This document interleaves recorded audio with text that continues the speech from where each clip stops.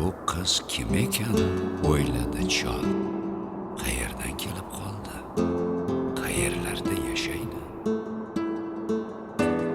Sen uydan uzoqda qo'rqmasdan yolg'iz o'zing nima qilib yuribsan? Men bu yerdan uzoqlarda yashayman.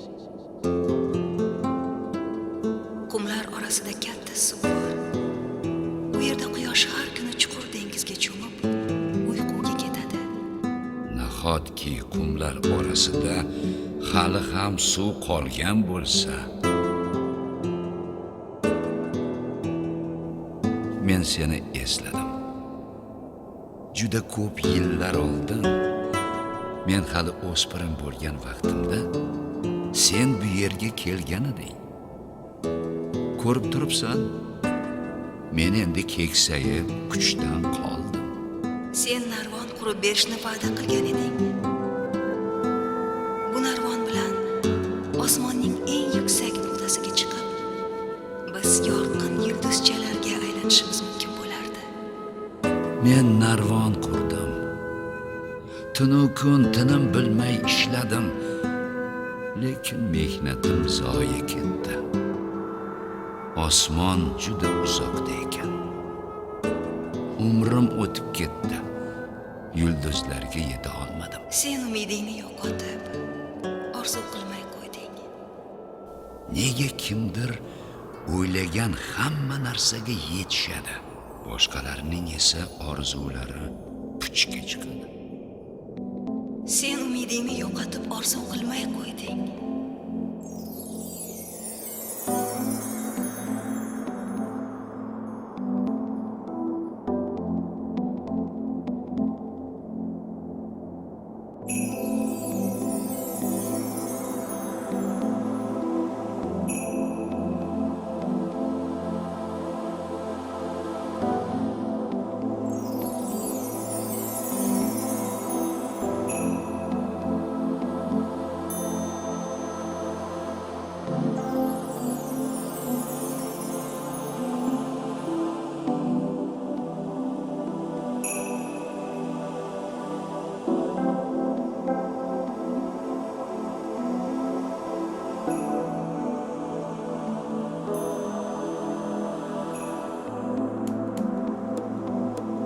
Sen kimsan?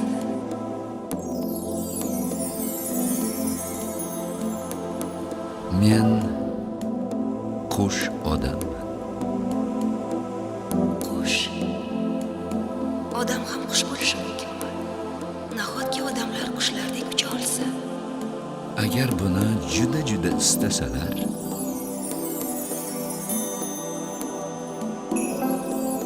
Agar sen qush bo'lsang, nega uchmayapsan? kimdir qush ekanligimga ishonishi kerak. Shunda men yuksakka uchib, osmonga, quyoshning o'zigacha yetib, yulduzlarga qo'lim tegar edi.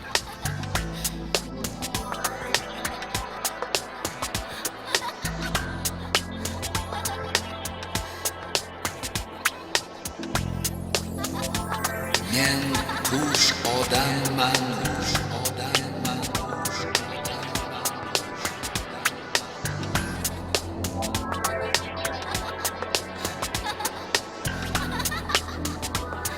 Men qushman.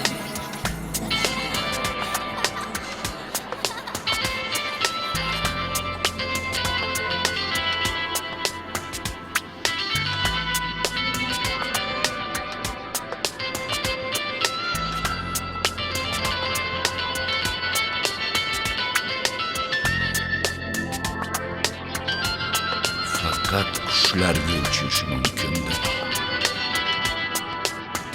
deb o'ylamoqchi. Faqat qushlarga uchish mumkindir,